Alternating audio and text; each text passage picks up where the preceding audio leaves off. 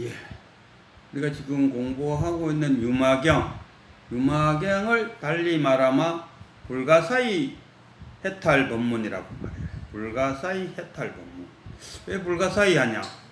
그거는 소승의 그 부처님 제자들이나 그 초기 보살들이 들으니까 이 대승법을 들어보니까 이 대승법이야말로 정말 그 불가사의하게 느껴진다 이런 이야기입니다. 그래서 유마경이설하는 이 설법이 소승 불교인들한테는 뭐 그 10대 제자들 이런 보살들이나 10대 제자들 이런 사람들한테는 불가사의한적인 법문으로 들려지고 있다. 그런 이야기 같아요. 지금 뭐 불가사의한 거 이야기하자면은 지금 당장 우리는 불가사의한 일을 지금 겪고 있어요. 왜? 지금 막 소금이 풍기가 나갖고 오늘 아침 뉴스를 보니까 국가의 비축된 소금을 푼다 그러더라고요. 아니 지금이 그 장 담는 시절도 아니고 그렇다고 해서 김장 시절도 아니고 지금 한여름에 소금이 그렇게 대량으로 소비될 일이 없는데도 불구하고 국민들이 소금을 사버리니까 풍기 현상이 일어난다. 그럼 왜 소금을 사느냐? 일본의 오염수를 바다에 뿌리면은 그 바닷물이 더러워져 갖고 그 더러운 바닷물로 소금을 만들면은 그 더러운 바닷물로 만든 소금을 먹으면 암에 걸린다. 그렇기 때문에 그 소금을 먹지 않기 위해서는 지금 만들어 놓은 소금을 사두어야 된다. 이거야말로 불가사의한 이야기 아닙니까? 어떻게 그런 말에 넘어갈 수 있을까? 속아 넘어갈 수 있을까? 그리고 또 우리나라 막 지금 유명한 학자들도 그 소금물을 발화시켜 갖고 만들어진 소금에는 뭡니까? 그 방사선이 들어갈 수 없다고 이야기함에도 불구하고 소금의 풍기 현상이 일어났어요. 옛날에 이명박 정권 때 소고기 파동이 일어났다 아닙니까? 그랬을 때 뭐 선동꾼들이 나와갖고 데모하는 거는 이해되는데 유모차를 끌고 젊은 아주머니들도 거기에 동참했다 아닙니까? 그 사건이야말로 정말 불가사의한 사건이다. 어떻게 그런 말에 강우병입니까? 어떻게 지금까지 잘 먹어오던 그 소고기, 그 강우병 파동이 일어나기 전까지 우리가 그 쇠고기, LA 뭐 갈비라든가 소고기를 안 먹었는 건 아닙니다. 다 먹고 잘 지내고 있었고 했는데 이명박이가 미국 갔다 와서 바로 MBC부터 시작해갖고 강우병 파동을 일으키니까 유모차 끌고 가는 젊은 아주머니도 거기에 현혹돼갖고 데모하러 나왔다. 이게 바로 우리가 살고 있는 그야말로 불가사의한 이야기다. 아무리 소금에는 방사선이 없다고 이야기해도 그 선동꾼들의 말에 현혹돼갖고 이 정말 불가사의입니다. 부처님 시절로 한번 돌아가 보면 부처님이 이제 불교를 만들었죠. 깨달음을 얻고 불교를 만들어갖고 이제 부처님이 돌아가셨어요. 열반에 들었죠. 열반에 들고 그러니까 부처님의 그 사상에 대해서 이제 막 한 200개로 찢어졌다 그러더라고요.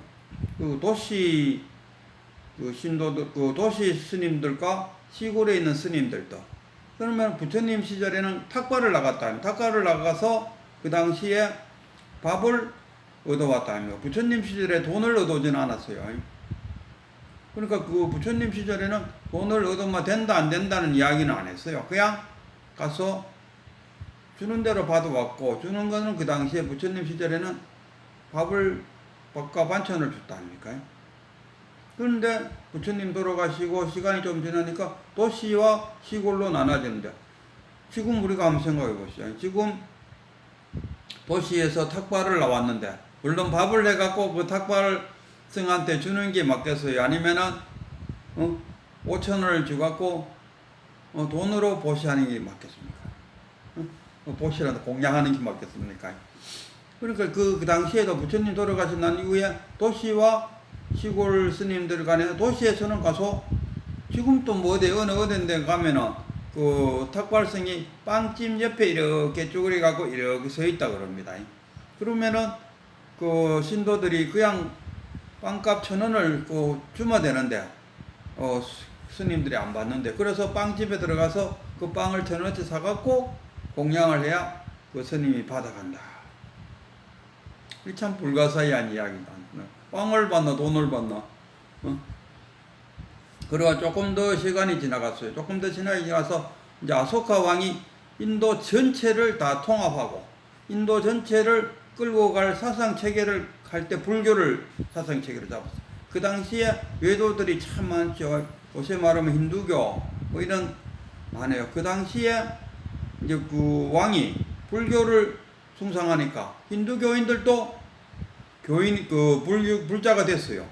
그러나 이 사람들은 불자가 됐지만은 근본 사상은 안 변한다 아닙니까? 옷만 승려복을 입었을 뿐이지 그 지금까지 자기가 사오한 그 불교하고 힌두교의 큰 차이점이 뭡니까?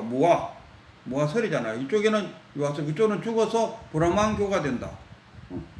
브라만이라는 큰 신을 믿고 있다 아닙니까? 근데 이 사람들은 영혼이라는 것을 믿어요. 그러나 그 불교 쪽에서는 영혼설을 믿지 않는다 아닙니까?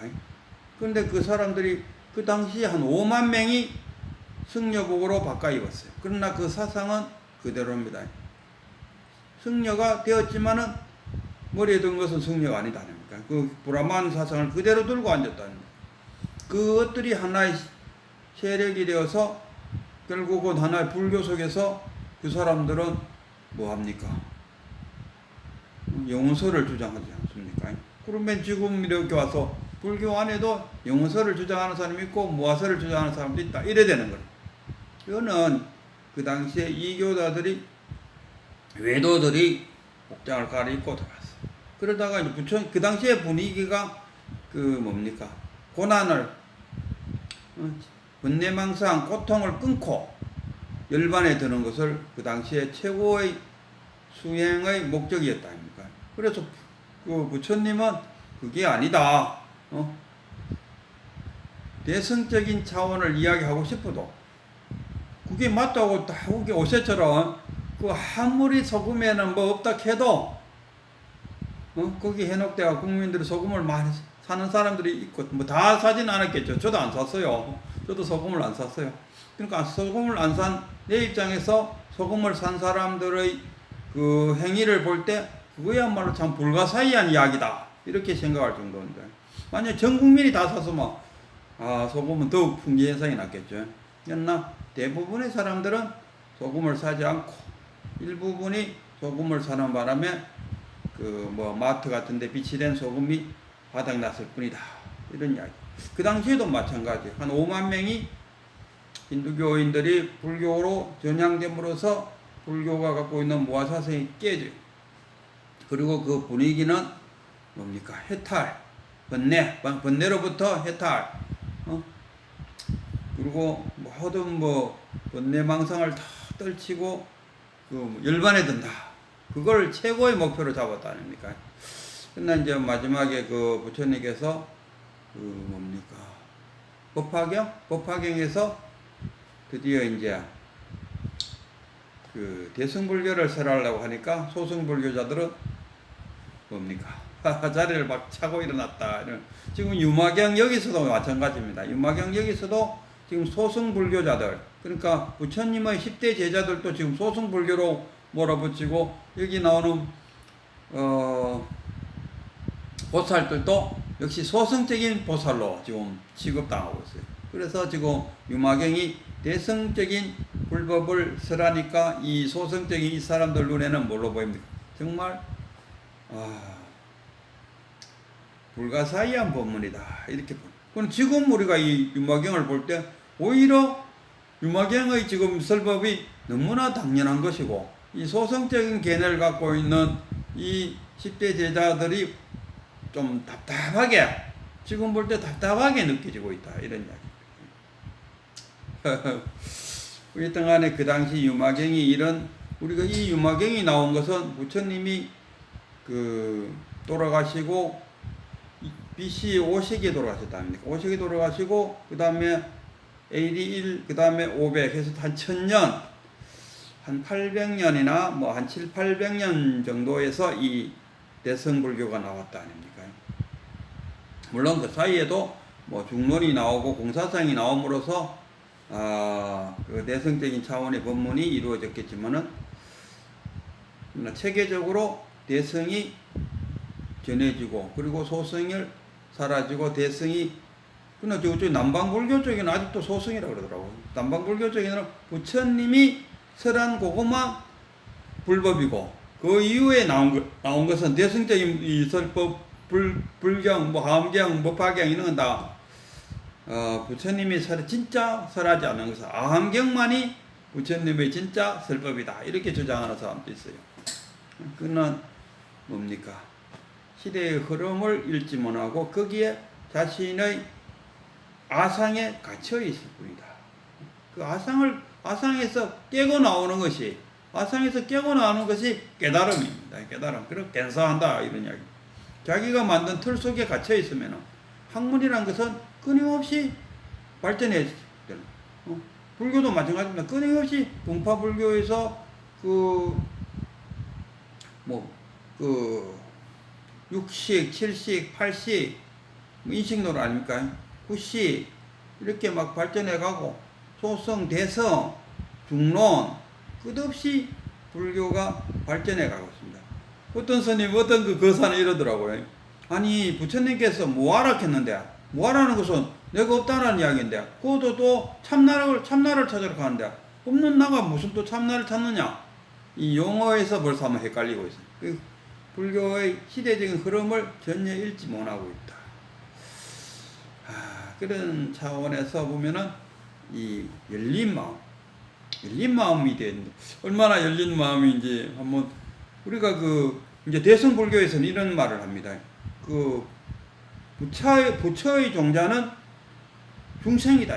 중생 속에서 부처가 나오잖아요. 부처 속에 부처가 될 수는 없다 이거. 그래서 중생이라는 것은 뭐냐 했을 때 우리가 일심을 나누면 진여문과 생명문으로 나누잖아요. 부처심과 중생심으로 나눈다.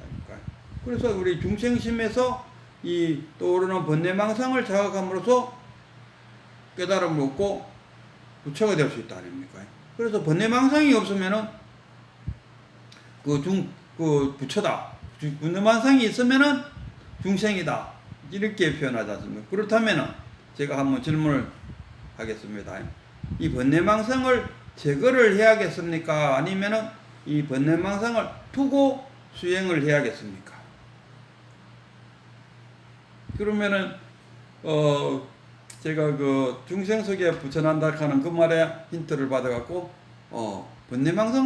번뇌망상은 그냥 두어야 됩니다 이렇게 표현할 거 아닙니까?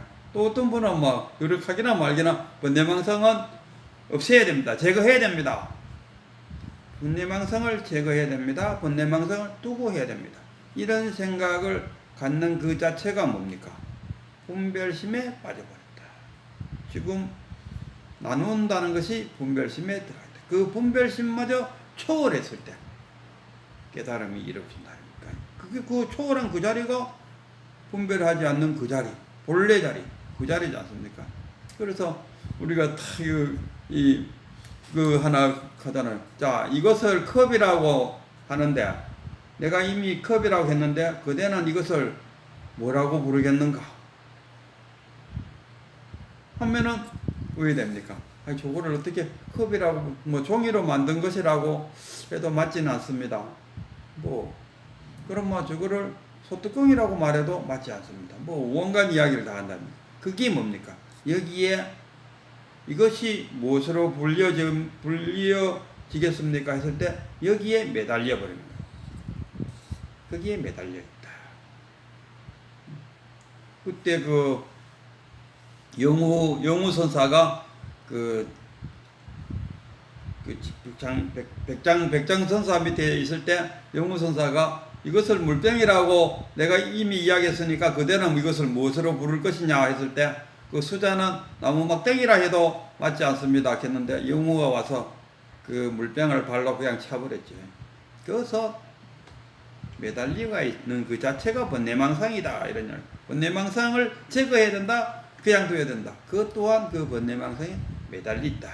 이것을 초월해서 그 분별심을 떠난 그 자리, 본래 자리, 그 자리가 바로 참나의 자리입니다.